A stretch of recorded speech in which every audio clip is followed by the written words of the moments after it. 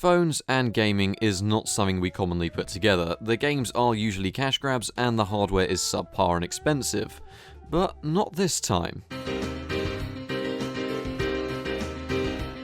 This here is the LG Optimus L3, the most budget phone that existed when it was released, and is still one of the most budget phones I could find today, costing me only £5.50, which is around $7 US. And damn, is this phone packing a punch with what it comes with. It's got an 800MHz Snapdragon S1 CPU, an Adreno 200 graphics chip, as well as 384MB of RAM, which all comes together to power the 240p TFT screen, which is about 3 inches large. It can shoot 480p video at 24fps, and does have a decently large 1500 mAh battery considering the time it came out in, as well as microSD card support.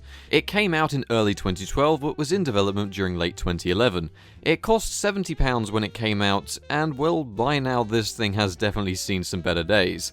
But for a $5, it seems pretty decent. While we did clean it out though, there wasn't really too much to clean up besides the fact it was missing the entirety of the back bit. So let's talk a little bit about what made this phone special. It was one of the phones that had not many positives about it, apart from the fact the battery life was insane, and the price was good considering this was a smartphone back in 2012. The screen is awful, let's be honest, the viewing angles are terrible, the resolution's low, and that's one of the main issues. The camera is equally as bad as many people really slated the technology considering how quick it was advancing at the time, and they released this phone with Android 2, which is one of the issues we'll be finding out later on.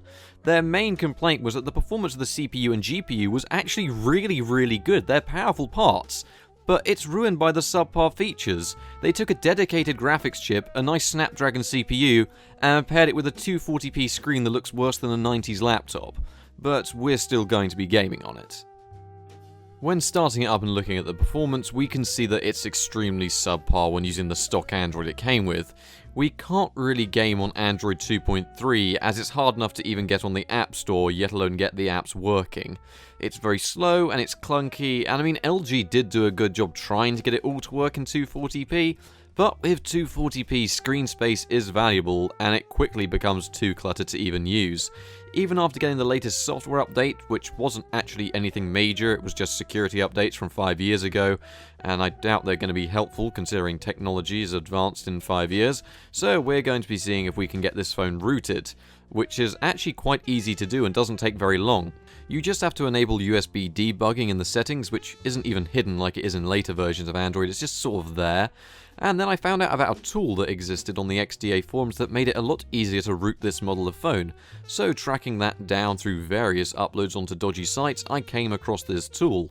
And simply all it does is allow us to root the phone and give us system access by plugging it in and running the CMD. So with this all done, we need to actually get a bootloader unlocked, don't we? And all that other time-consuming stuff. But this LG already has an unlocked bootloader, and to flash a custom recovery, all we need to do is download the app, which is now on the working App Store, and get the Clockwork Recovery mod. And just start it up, and the app can actually flash its own recovery. I didn't realize this was possible on old versions of Android, but apparently it is, saving us an absolute ton of time and allowing us near full control over what we want to run on the phone, within reason. Now, the best version of Android that actually exists for this phone is PureOS based on Android 5.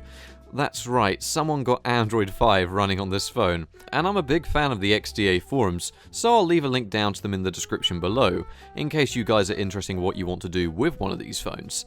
So we just copied the ROM over onto the SD card, which is already in the phone, went into the custom recovery and removed any form of data that was on the phone, including the dreaded stock Android ROM. And Android 2.3 really hasn't aged that nicely. It's slow, it's unsupported, and we all know those internals deserve better. So flashing the ROM, it's sort of time to see how much better this phone is to use. And I mean the user interface is much nicer and definitely an improvement. Even if it is still a tad cramped, more importantly it's fast and I can actually see what I'm doing a tad better, which is also very useful considering this is based on Android 5, meaning we have app support, as most apps still require Android 4.4.4 as a minimum, and we've got Android 5, so at least we're one step up above that. RAM-wise, it's exactly the same case as it was on stock Android, and you will expect to actually have to close the apps and force close them if they become too intense on the RAM, as you only have around 100 megabytes of RAM to play with once the system is up and running, meaning that too many intensive programs will bring you right down to a crawl. One of the main issues that it has solved is constantly running out of storage, as there was so much bloat on the stock ROM that it's all gone. We only have 1GB of internal storage, and that is precious to us, trust me, so it's way better than the 100 megabytes of storage that it lets you use when you are using the stock ROM. But anyways, let's see what performance we can actually get out of this machine. We can actually overclock it, as we do only have one core, and it doesn't really tend to get hot, so we might as well see how far we can push it. I moved the clock speed up to a permanent 1GHz just for our gaming needs, but moving on with that, why don't we start seeing what this thing can do when actually running the games. Up first, to no one's surprise, we have Minecraft Pocket Edition, which ran way better than I expected. We are using an older version, as this device does not support the latest versions of the game, but it's actually an okay experience and ran well for a full 3D game. I'm not too sure what the FPS was, but it did seem to be fluctuating between around 40 to 60 FPS, mainly near 60 FPS for the majority of the time. And that's quite an intensive 3D game considering this phone, so I can see why reviewers were damn annoyed about these specs going to waste.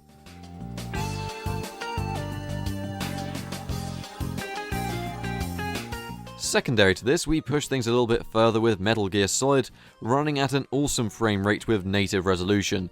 It looked awesome on a screen that was appropriate for this resolution, and it was playable, although you may want to resize the controls as they are designed for something with a tad larger screen. Still, most PS1 games actually worked fine on this phone, as the graphics chip is awesome, and now with a streamlined OS and an overclocked CPU, it can really shine for emulation.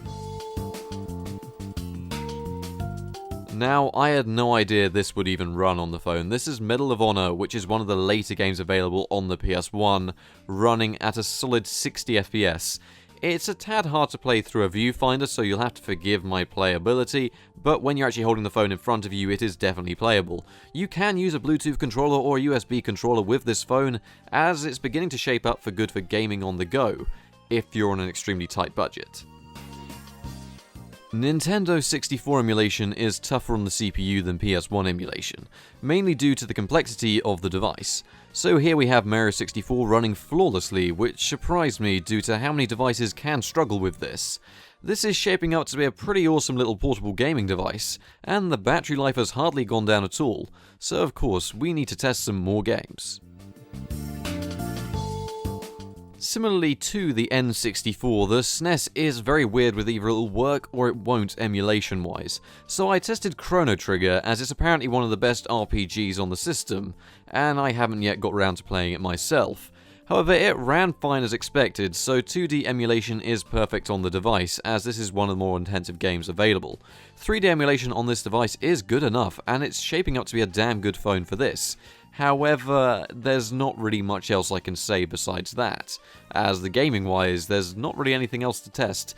Drastic opens, and then tells me I haven't bought it and closes again, despite me having bought it, and it working absolutely fine on my Nexus 6. So that's one weird one.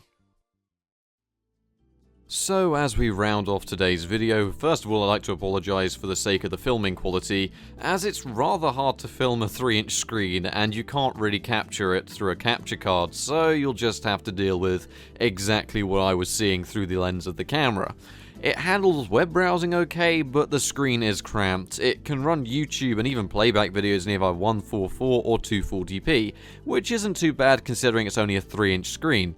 The speaker is definitely subpar but works well enough, but the camera can't beat anything. Even for a quick comparison against my own phone, the Nexus 6, which is a couple of years old now, well, the camera is terrible. Video-wise, it isn't good at all, but the phone is only £5, so definitely not bad considering the price. It's small, it's lightweight, it's virtually indestructible, has a great battery life, good developer support, easy to root, so for a cheap phone, it's actually not bad, and it's pretty powerful as long as you don't mind overclocking it for gaming, and the screen being 240p. But once you get past that, you do actually have an aux port. Good night.